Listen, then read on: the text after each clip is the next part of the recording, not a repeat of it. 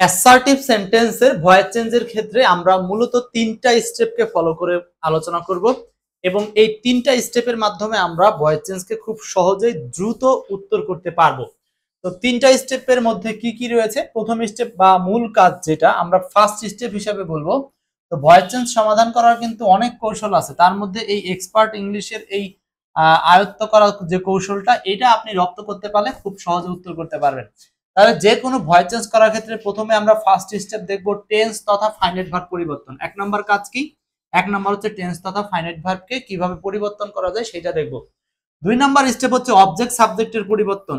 তো বেশিরভাগ ক্ষেত্রে আমরা এই 1 নম্বর স্টেপ দিয়েই কিন্তু উত্তর পেয়ে যাব, ফার্স্ট স্টেপ দিয়ে উত্তর পাবো, উত্তর না পেলে সেকেন্ড স্টেপে উত্তর পাবো। থার্ড স্টেপে হচ্ছে অবজেক্টের সামনে প্রিপজিশন বসানো।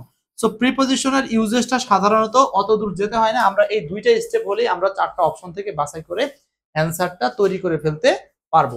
তো চলেন আমরা চলে যাই সরাসরি এই 3টা স্টেপ কিভাবে অ্যাপ্লাই হবে সেখানে। তাহলে আমি আবার বলছি, যখন এমসিকিউ ওরিয়েন্টেড কোশ্চেন আসবে তখন আমরা 3টা স্টেপ ফলো করব। কিভাবে? প্রথম স্টেপে হচ্ছে টেন্স বা ফাইনাইট ভার্ব পরিবর্তন দেখব, দ্বিতীয় স্টেপে অবজেক্ট সাবজেক্ট পরিবর্তন দেখব, আর তৃতীয় স্টেপ হচ্ছে আমরা অবজেক্টের সামনে প্রিপজিশনের ইউজেসটা দেখব। ওকে, আসেন আমরা এখন চলে যাই আমাদের এই আলোচনায়। প্রথম পার্টে আমরা শিখবো হচ্ছে টেন্স পরিবর্তন, অর্থাৎ প্রেজেন্ট, পাস্ট এবং ফিউচার ইনডেফিনিট। 3টা টেন্স নিয়ে আমরা একসাথে কথা বলতেছি। 3টা টেন্স কি কি? Present indefinite, past indefinite, future indefinite.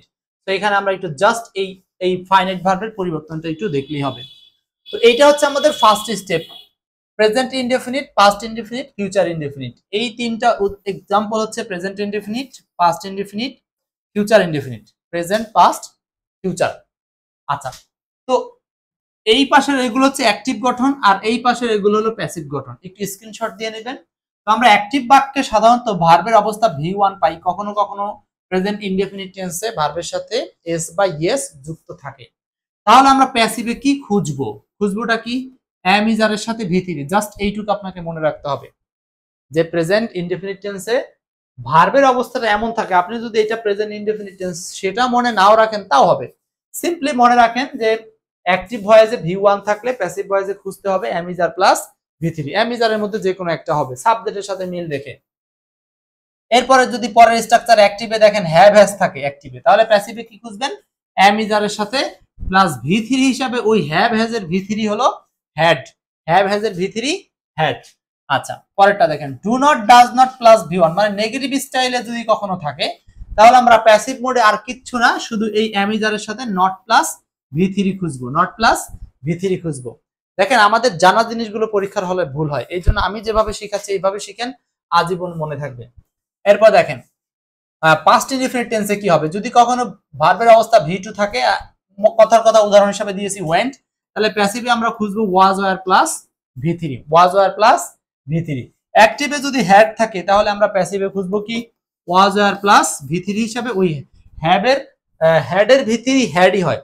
কেন? আমরা জানি এই যে হ্যাভ ভার্ব বলছি না, হ্যাভ হ্যাজ, এই দুইটার হ্যাভ হ্যাজের হ্যাভ বা হ্যাজ, এই হ্যাভ বা হ্যাজের V2 ও যা V3 ও তা, হ্যাড হ্যাড হ্যাড হ্যাড, তাহলে হ্যাডের জন্য ওয়াজ আর প্লাস V3 হ্যাড। তারপর ডিড নট প্লাস V1 থাকলে আমরা প্যাসিভে কি খুঁজবো? ওয়াজ আর প্লাস নট প্লাস V3। অর্থাৎ এইটা যদি নেগেটিভ স্টাইলে থাকে, জাস্ট এই ওয়াজ আর এর সাথে অতিরিক্ত মাঝখানে কি আসবে? নট আসবে, আর কিছুই না। সহজ কথায় প্রেজেন্ট ইনডিফিনিট টেন্সে এম ইজ আর এর সাথে V3 আর পাস্ট ইনডিফিনিট টেন্সে ওয়াজ আর এর সাথে V3, একদম ইজি কথা বললাম এটুকু। এরপর আসেন ফিউচার টেন্সে। ফিউচার টেন্সে শ্যাল বা উইলের সাথে আমরা জানি V1 বসে, আর এইটা প্যাসিভ মোড করার সময় আমরা যা খুঁজবো শ্যাল বা উইলের সাথে B plus V3, B plus V3। তাহলে একটা জিনিস দেখলাম যে আমরা প্যাসিভের সব জায়গাতেই V3 বসাবো, জাস্ট ওই টেন্সের সাথে সম্পর্কটা দেখবো। তো এখন অনেকে বলে যে আগের টেন্স থাকলে পরের টেন্সের অক্সিলারি দিতে হয়, যেমন প্রেজেন্ট ইনডিফিনিট টেন্সে অক্সিলারি থাকে না, প্রেজেন্ট কন্টিনিউয়াস টেন্সে এম ইজ আর অক্সিলারি থাকে, সেইটা দিতে হয়। তো এইগুলো আপনি এইভাবে মনে রাখতে পারেন, কিন্তু কিভাবে মনে রাখবেন সেটা আপনার ইচ্ছা, মানে সেইটাই হচ্ছে মূল ব্যাপার, মনে রাখাটাই আসল কথা, ঠিক আছে? আচ্ছা, তাহলে এইটা দেখা কমপ্লিট হলে আমরা কয়েকটা উদাহরণ দিয়ে জিনিসটাকে কমপ্লিট করব। ক্লিয়ার? আমরা পড়তেছি প্রেজেন্ট ইনডিফিনিট, পাস্ট ইনডিফিনিট এবং ফিউচার ইনডিফিনিটের ভয়েস চেঞ্জ।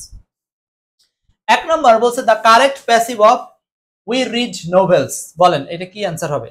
এখন আমরা প্র্যাকটিস করব, একসাথে প্র্যাকটিস করব এক নম্বরটা। সো আমি বলছি যে ভয়েস চেঞ্জের স্টেপ হলো তিনটা।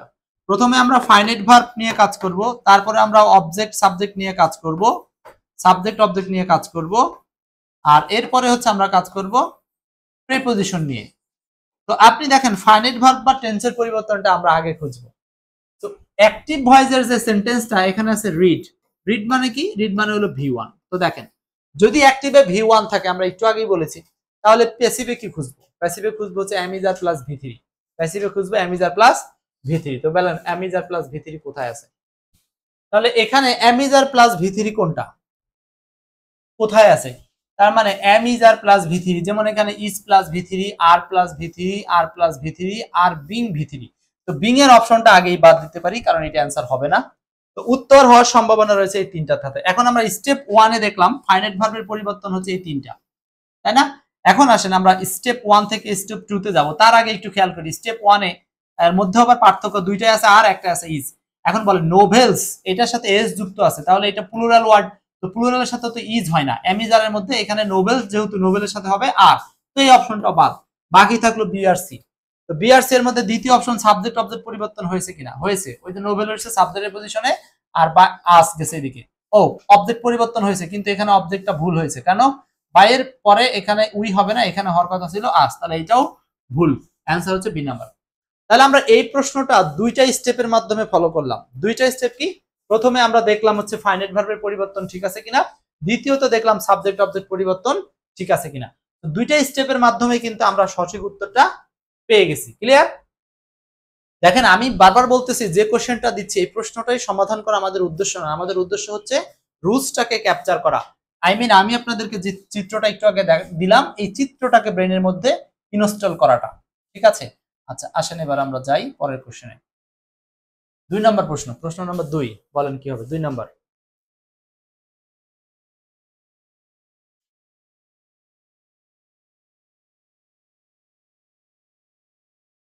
দুই নম্বর বলছে change the voice, nobody trust A traitor.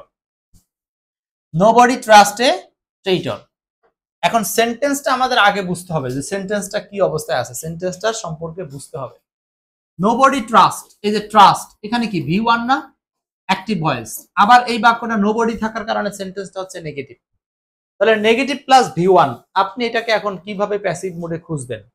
Passive মোডে এটাকে কিভাবে খুঁজতে পারেন? প্যাসিভ মোডে, প্যাসিভ মোডে আমরা খুঁজবো হচ্ছে এম ইজ আর এর সাথে নট প্লাস ভি3। মনে আছে সেই রুলসটা, am is are plus not plus ভি3, am is are plus not plus ভি3। হ্যাঁ, এই সেন্টেন্সে সরাসরি ডু নট ডাজ নট নাই, তাতে কোনো সমস্যা নাই, তবুও সেন্টেন্সটা নেগেটিভ, বুঝে নিতে হবে। তাহলে এম ইজ আর প্লাস ভি3 খুঁজবো, এম ইজ আর প্লাস ভি3, মাঝখানে রাখবে নট। এখানে মাঝখানে নট নাই, এখানে নট আছে, এটা হতে পারে। হেডস আছে, এম ইজ আর প্লাস ভি3 নাই, শুড নট বি হওয়ার কোনো সুযোগই নাই। আপনি ফার্স্ট স্টেপে উত্তর পেয়ে গেলেন। তার মানে আমরা যে তিনটা স্টেপ ফলো করার কথা বলছি, প্রথম স্টেপের মাধ্যমে আমরা উত্তরটা পেয়ে যাচ্ছি। সো অন্যরা যেখানে সাবজেক্ট অবজেক্ট দেখবে, প্রিপজিশন দেখে হয়রান হবে, আর আমরা সেখানে ফাইনাইট ভার্বের অবস্থাটা খুঁজেই উত্তর করে নিতে পারবো। ঠিক আছে? আচ্ছা, তাহলে এখানে অ্যান্সার হচ্ছে B number. A traitor is not trusted by anybody, মানে একজন প্রতারক যে কারো দ্বারা বিশ্বাস গ্রহণ করতে পারে না বা বিশ্বস্ত হয় না। 3 number, the correct passive of all his students like him.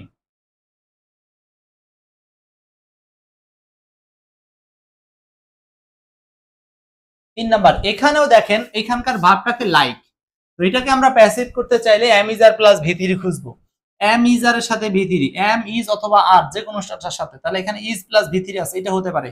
অজ হওয়ার সুযোগ নাই, হ্যাজ হওয়ার সুযোগ নাই, ইজ বিং লাগবে না, শুধু ইজ এর পরে সরাসরি ভি3 লাগবে। দেখেন এখানেও আমরা স্টেপ 1 এর মাধ্যমে উত্তর করে ফেলতেছি। তার মানে ভয়েস চেঞ্জ সলিউশন করা খুব সহজ, শুধু কি থাকলে কি হবে, মানে কি থাকলে কি খুঁজতে হবে এটা জানলেই হচ্ছে। তো এখানে অ্যান্সার হচ্ছে 3 এর এ নাম্বার, খুব সহজ, খুব সহজ। 4 number, cats kill মাইস।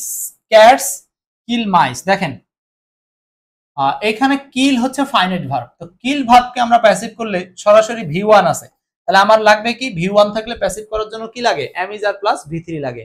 So am is are plus ভি3 এখানে কোন অপশন আছে? এম ইজ আর প্লাস ভি3, ইজ প্লাস ভি3, আর প্লাস ভি3, হ্যাভ ভি3 হবে না, আর বিং ও লাগবে না, সরাসরি বি এর সাথে ভি3 লাগবে। তার মানে ইজ ভি3 আর ভি3 আছে। এখন আপনাকে এই দুইটার মাধ্যমে জানতে হবে যে ইজ আর এর মধ্যে পার্থক্যটা কি। তার মানে আপনি ভয়েস বুঝছেন, আর প্লাস ভি3 ইজ প্লাস ভি3, কিন্তু এখন ইজ হয় না আর হয় মাইসের সাথে, এটা না জানাটা আসলে সাবজেক্ট ভার্ব এগ্রিমেন্ট না জানাটার মতো। মানে আপনি তো সাবজেক্ট যদি না চেনেন তাহলে তো ভয়েস করতে পারবেন না। এখানে মাইস হচ্ছে প্লুরাল, তো মাইস যদি প্লুরাল হয় তো প্লুরালের সাথে ভার্বটা হবে প্লুরাল। সো এখানে উত্তরটা হচ্ছে এই বি নাম্বার। কেন? কারণ মাইস, মাউস থেকে আসে মাইস, মাইস শব্দটা প্লুরাল ওয়ার্ড, এটা নাম্বার অধ্যায় শিখেছেন। সো 4 এর অ্যানসারটা হচ্ছে বি নাম্বার। ইঁদুরগুলো মাউস থেকে আসে মাইস, মাউস থেকে মাইস। তার মানে আপনাদেরকে নাম্বার চ্যাপ্টারটা সম্পর্কেও ধারণা রাখতে হবে, ঠিক আছে? নেক্সট, তো 4 এর অ্যানসারটা হচ্ছে বি নাম্বার। মানে আমরা আবারও কিন্তু স্টেপ 1 এর মাধ্যমে উত্তরটা সলভ করে ফেললাম। স্টেপ 1 কি? স্টেপ 1 হচ্ছে ফাইনাইট ভার্বের অবস্থার পরিবর্তনটা দেখা। স্টেপ 2 হচ্ছে সাবজেক্ট অবজেক্ট পরিবর্তন হলো কিনা সেটা দেখা। আর স্টেপ 3 হচ্ছে প্রিপজিশন বসলো কিনা এইটা দেখা। সো এক্সপার্ট ইংলিশের এই আসল ক্লুটা কিন্তু আমরা যাদেরকে শিখিয়েছি তারা সারা জীবন ভয়েস সম্পর্কে সবকিছু সহজে উত্তর করতে পেরেছে। আচ্ছা, এটাও পারবেন, আমি এখন কঠিন দিকে যাব কিছু, এগুলো সহজ আছে, পারবেন। এটা একটু দেখি আমরা 6 নাম্বারটাতেও দেখি। 6 দেখেন, এটা আসছিল কোথায়? এটা আসছিল হচ্ছে প্রাথমিক বিদ্যালয় আসছিল সহকারী শিক্ষক হিসেবে। 6 নাম্বারটা বলেন, his behavior annoys me sometimes. His behavior annoys me sometimes. Chapainawabganj খুব বৃষ্টি হচ্ছে তাই না? গুড, বৃষ্টি হওয়া ভালো। হিজ বিহেভিয়ার, তার আচরণ, annoys, এই যে সাবজেক্ট ভার্ব, ভার্বের সাথে এস বাই এস আছে সেটা থাকাতে কোনো সমস্যা নাই, কারণ হচ্ছে এখানে ভার্বের সাথে এস বাই এস থাকলে কোনো সমস্যা হয় না। এটা হচ্ছে প্রেজেন্ট ইনডেফিনিট টেন্স, তাহলে আমরা ধরে নিচ্ছি এটা হলো ভি1। তো ভি1 এর সাথে যদি আমরা এস বাই এস থাকলেও থাকে, না থাকলেও সমস্যা নাই। এরপর এটাকে আমরা প্যাসিভ করার জন্য কি খুঁজবো? এম ইজ আর প্লাস ভি3 খুঁজবো, এম ইজ আর প্লাস ভি3 খুঁজবো। তো এম ইজ আর প্লাস ভি3 খুঁজলে উত্তর হবে কোনটা? এম ইজ আর প্লাস ভি3, এম প্লাস ভি3, এম প্লাস ভি3 ওয়াজ তো হবে না, এম প্লাস ভি3, এই তিনটার মধ্যে উত্তর ঘটবে।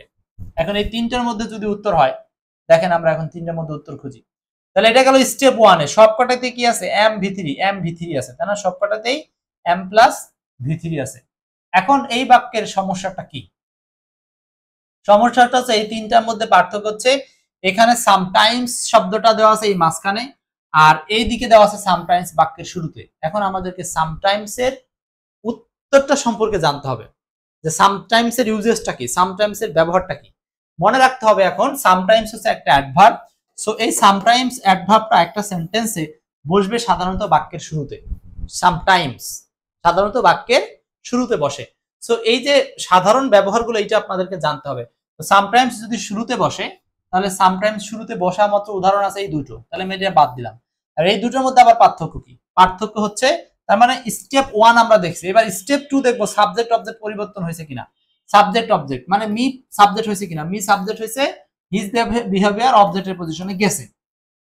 তার মানে স্টেপ 2 এও আমরা উত্তর পেলাম না। এবার স্টেপ 3 প্রিপজিশনের ব্যবহার। দেখেন এই দুইটার মধ্যে পার্থক্য, একটা হচ্ছে অ্যাট আর একটা হচ্ছে টু। এখন প্রিপজিশনের ব্যবহার আসলে ভয়েসের সাথে সম্পর্ক না। যারা প্রিপজিশন বুঝেন তারা অবশ্যই ভয়েস চেঞ্জের এই পার্টটা ভালো বুঝবেন, কারণ হচ্ছে প্রিপজিশন আর ভয়েস একসাথে মেলানোর দরকার নাই। তার মানে আপনি সব বুঝলেন, ভার্ব চেঞ্জটাই আসলে ভয়েসের কাজ। এখন এখানে অ্যাট হবে না টু হবে, এটা আপনাকে বুঝতে হবে। অ্যানয় সাথে ব্যবহার করতে হয় অ্যাপ্রোপ্রিয়েট প্রিপজিশন হিসেবে অ্যাট, অ্যানয় অ্যাট, উত্তর হবে এ নাম্বার, অ্যানয় অ্যাট। ছয়ের অ্যান্সারটা হচ্ছে এ নাম্বার। 7 নাম্বারটা বলছে the correct passive of Fortune favours the brave. Fortune favours the brave, Fortune favours the brave. 7 number, Fortune favours the brave. 7 নাম্বারটা বলি আমরা। এখানে দেখেন ফেভার্স, এই যে ভার্বের সাথে কি আছে? এস আছে, তার মানে এখানেও কি খুঁজবো? এম ইজ আর প্লাস ভি3। তো এম ইজ আর প্লাস ভি3 কয় জায়গায় আছে? আর এর সাথে বিং হবে না, শুধু ভি3 লাগবে। কিন্তু হ্যাঁ, বিং ভি3 কথা বলিনি, শুধু এম ইজ আর প্লাস ভি3 কথা বলছি। ইজ ভি3 আছে, আর ভি3 আছে, ওয়ার এর কথা বলিনি। তার মানে উত্তরটা হতে পারে এই দুটোর মধ্যে। এখন আসেন, এখন একটা আছে ইজ, আরেকটা আছে আর। এর মানে হলো আপনি এখন আপনাকে জানতে হবে সাবজেক্ট ভার্বের ইউজেসটা। এইখানে যে সাবজেক্ট দা ব্রেভ, এটা সিঙ্গুলার না প্লুরাল সেটা জানার সাথে এখন সম্পর্ক। আপনি ভয়েস বুঝছেন যে ভি1 থেকে খোঁজ করে এম ইজ আর প্লাস ভি3 খুঁজে পেয়েছেন, এটা ভয়েস বোঝা কমপ্লিট। বাট আমাকে এখন বুঝতে হবে যে এই ইজ হবে না আর হবে, সেটা নির্ভর করবে সাবজেক্টের উপরে। এখন দেখেন সাবজেক্ট হচ্ছে ব্রেভ, আমরা জানি হলো দি প্লাস অ্যাডজেক্টিভ যদি কোনো সেন্টেন্সে থাকে সাবজেক্টের পজিশনে, তাহলে এটা সাধারণত নাউন হয়ে যায় এবং প্লুরাল নাউন হয়ে যায় এবং প্লুরাল নাউনের ন্যায় অর্থ দেয়। তার মানে দা ব্রেভ মানে সাহসীরা, তো সাহসীরা এটা হচ্ছে প্লুরাল, অ্যান্সার হচ্ছে C number. The brave are favoured by fortune, the brave are favoured by fortune, সাতের অ্যান্সার হচ্ছে সি নাম্বার, সাতের অ্যান্সার সি। ওকে, এই তো, তাহলে আমরা অবশ্যই এই টেন্সের ইউজেস এর মাধ্যমে আমরা এগুলো সলভ করতে পারবো আশা করছি। এখন আমরা আরেকটা উদাহরণ দেখি, একটু অ্যাডভান্স উদাহরণ। এক নাম্বারটা বলেন, হি হ্যাজ এ কাউ, এটাকে আমরা কিভাবে চেঞ্জ করব? হি হ্যাজ এ কাউ, দেখি এটা উত্তর করেন। হি হ্যাজ এ কাউ এটা কিভাবে আমরা চেঞ্জ করব? এখানে হ্যাজ হচ্ছে, আমরা নরমালি অনেকে জানি যে হ্যাজ হলো অক্সিলারি ভার্ব, কিন্তু হ্যাজ তখনই অক্সিলারি যখন এরপরে একটা ভার্ব থাকতো, কিন্তু এখানে হ্যাজ নিজে নিজে একলা একলা আছে। তো হ্যাজ একা থাকা মানে হলো এইটা নিজেই মেইন ভার্ব, এটা নিজেই মেইন ভার্ব। তো মেইন ভার্ব হিসাবে হ্যাজ হচ্ছে ভি1 বা ভার্বের বেস ফর্ম। তো প্যাসিভে আমরা কি খুঁজবো? এম ইজ আর প্লাস ভি3। তো এম ইজ এর সাথে ভি3 ইজ প্লাস ভি3 ইজ প্লাস ভি1 হবে না, ইজ প্লাস ভি1 হবে না, ইজ প্লাস ভি1 হবে না। কারণ কি? কারণ এই হ্যাজ যখন মেইন ভার্ব তখন এটার ভি3 হচ্ছে হ্যাড, ভি3 হচ্ছে হ্যাড। অনেকে ভয় পেয়ে যায় যে ইজ আছে হ্যাড আছে দুইটা কেমন দেখা যাচ্ছে, তাই না? তো কেমন দেখা গেলেও কিছু নাই, কারণ হলো এটাই প্রকৃত ব্যাপার। হ্যাড নিজেই মেইন ভার্ব, হ্যাজ থেকে আসছে, আর প্রেজেন্ট ইনডিফিনিট টেন্সে প্যাসিভ করার জন্য ইজ বসছে। ক্লিয়ার? এই কোশ্চেনটাও কিন্তু মন্ত্রণালয়ের অধীনে 2004 সালে আসা কোশ্চেন। সো খুব গুরুত্বপূর্ণ এগুলো। এগুলো হচ্ছে এক্সেপশনাল টাইটেল সংক্রান্ত উদাহরণ। একের আনসার এ নাম্বার। একই রকম এই এই 2 নাম্বারটাও সেম স্টাইলে, 2 নাম্বারটা সেম স্টাইলে। কিভাবে? হ্যাভ এ ক্যাট, তাই না? এই হ্যাভ হয়ে যাবে এমিজারের সাথে ভি3, বিং আসার কোনো সুযোগ নাই, ইজের সাথে ভি3 হবে, হ্যাভ থাকবে না, ইজের সাথে ভি3 দুইটা আছে, ইজের সাথে ভি3। A cat is had, a cat is had, এই দুইটা ঠিক আছে। ও এখানে আবার মাঝখানে অতিরিক্ত হ্যাড বিন হ্যাড আছে, এই সব তো আসার কোনো সুযোগ নাই, দুইবার ভার্ব আসছে। অ্যান্সার এখানে 2 এর হলো ডি নাম্বার। দেখছেন, জাস্ট আপনি যদি একটু বেসিক স্ট্রং করতে পারেন সেক্ষেত্রে ওই মাইনাস ফর্মুলার মাধ্যমেই আমরা কঠিন উদাহরণগুলোকে একেবারে সহজভাবে সলভ করতে পারবো। 2 এর অ্যান্সার ডি নাম্বার।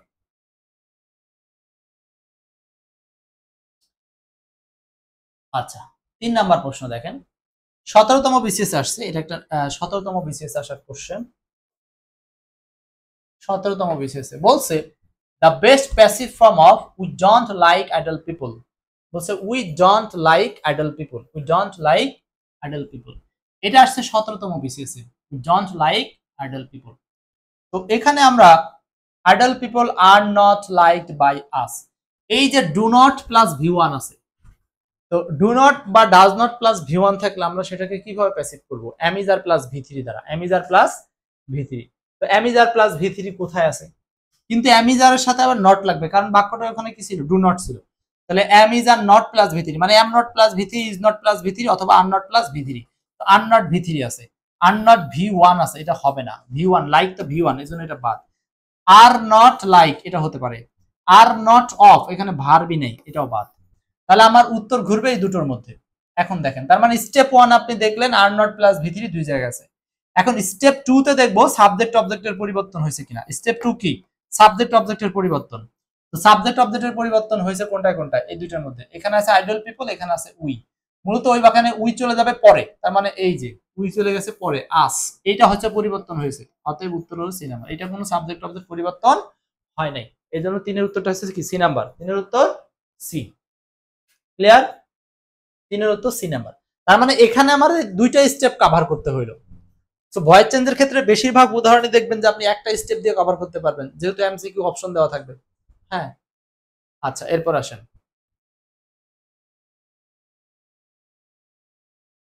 4 নাম্বারটা সলভ করেন। 4 প্রায় সেম, একই রকমই, কিন্তু চেষ্টা করেন।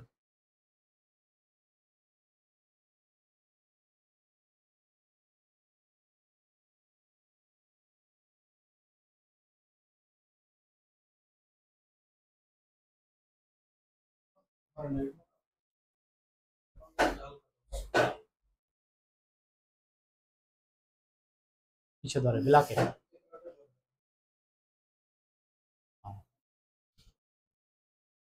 ওকে, এরপরে 4 নাম্বারটা বলেন। 4 the correct passive of I don't like pasta. I don't like pasta. Simon আর বলছেন 4 এর হলো সি নাম্বার। ওকে, হ্যাঁ এখন তো আপনারা পারবেন 4 এর সি, রাইট, বলার কিছু নাই। হ্যাঁ 4 এর সি। নেক্সট 5, একই রকম ওই যে ডু নট রেসপেক্ট, শুধু আপনারা এই ফার্স্ট স্টেপটা ফলো করে এই ভার্বের জায়গাটাকে আগে পরিবর্তন করবেন। ডু নট রেসপেক্ট, তাহলে am not, is not, are not plus respect, respected মানে, এবং যেই ভার্বটা থাকবে ওই ভার্বেরই 3 নাম্বার। হ্যাঁ আর নট ভিথি আছে, হতে পারে। আর নট অফ আছে, হবে না। আর নট রেসপেক্টেড হতে পারে। আর নট লাইক হওয়ার কোনো সুযোগ নাই। এখন এই দুটোর মধ্যে অ্যান্সার হবে dishonest people are not respected. Dishonest people, ও এখানে সাবজেক্ট অবজেক্ট পরিবর্তন হতে হবে, আর উইটা চলে যাবে শেষে, তার মানে উত্তর হলো সি নাম্বার। আর এটাতে সাবজেক্ট অবজেক্ট পরিবর্তন হয় নাই, সো 5 এর অ্যান্সারটা হচ্ছে সি নাম্বার। 5 এর অ্যান্সার সি।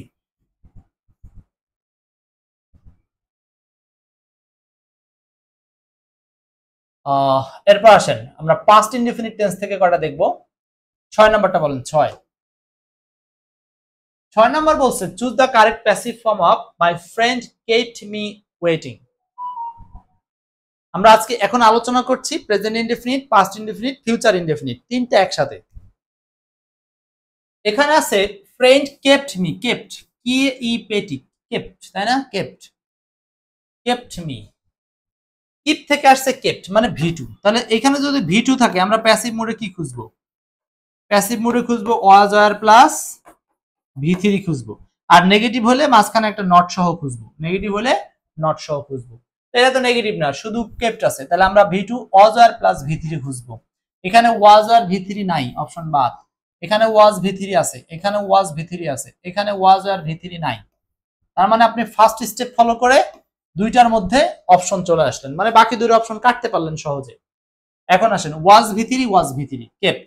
এইখানে আবার বিং অ্যাওয়েটিং দিয়ে রাখছে। এখানে বিং এর পরে মনে রাখবেন কখনো আইএনজি হয় না, বিং এর পরে হয় সরাসরি ভি3, তো সেই কারণে এই অপশনটা আপনি ভুল।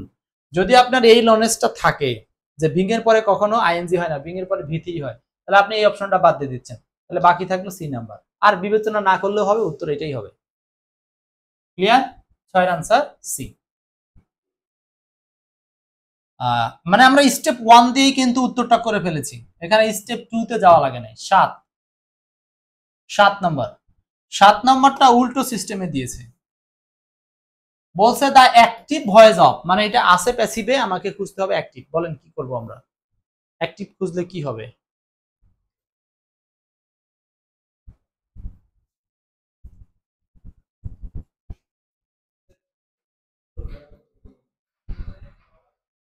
অ্যাক্টিভ খুঁজলে এটা কি হবে? অ্যাক্টিভ খুঁজলে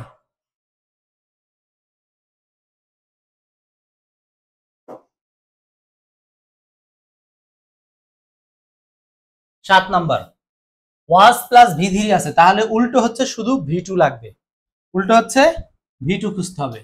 এখানে ভি2 আছে কোনটা?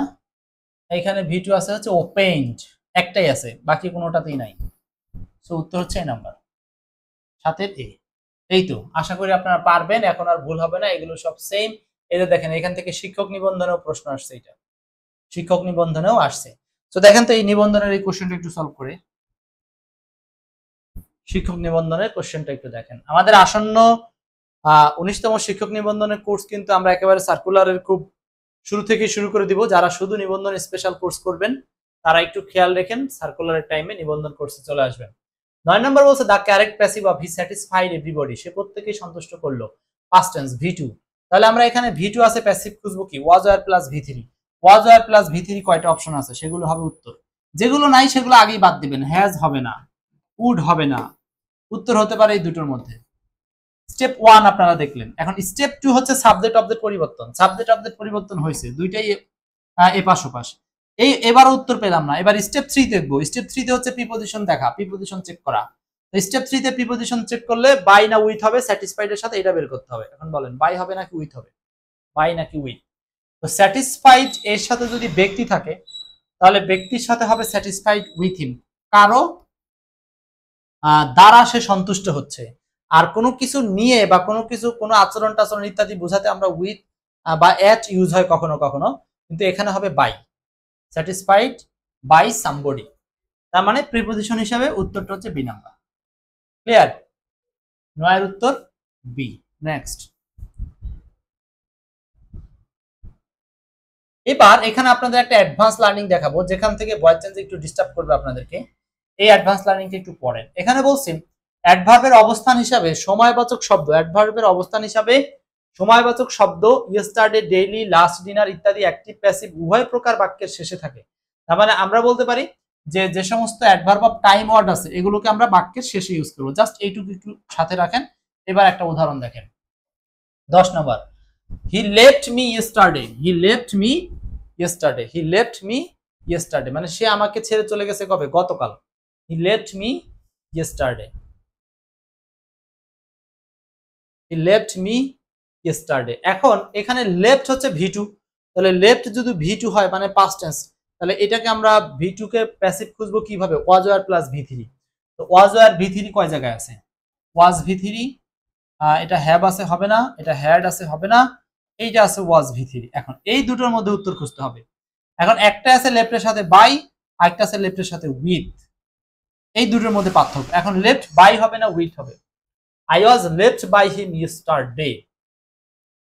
হ্যাঁ, এখানে হবে বাই, এখানে হবে বাই। মানে কারো দ্বারা বা কারো মাধ্যমে যদি কেউ মানে এখানে সে আমাকে ত্যাগ করেছিল, তাই তো? তার মানে আমি তার মাধ্যমে ত্যাগ হয়েছিলাম। ক্লিয়ার? একজন একজনকে ছ্যাঁকা দেওয়া, বুঝতে পারছেন? এখানে সে আমাকে ছ্যাঁকা দিয়েছে, তার মানে আমি তার মাধ্যমে ছ্যাঁকা খেয়েছি। এই জন্য এখানে বাই, উপায়ে, মাধ্যমে, দ্বারা, হ্যাঁ, দ্বারা দিয়া, কর্তৃক, মাধ্যম, বিভিন্ন অর্থ দেয় এই বাই শব্দটা। নেক্সট, পারবেন তো? মনে হয় পারবেন, না পারার কোনো কারণ নাই। এবার দেখেন অ্যাডভান্স লেভেলের একটা একটু এমসিকিউ দেখেন, একটু কঠিন এমসিকিউ এটা, একটু অ্যাডভান্স পোরশন আর কি, এটা অ্যাডভান্স, একটু advance. BBC broadcast the news, passive of it, এটা প্যাসিভ কি হবে? বিবিসি ব্রডকাস্ট ইট নিউজ। এখন এটা আপনারা একটু সলভ করেন, তারপর আমি বলবো। দেখেন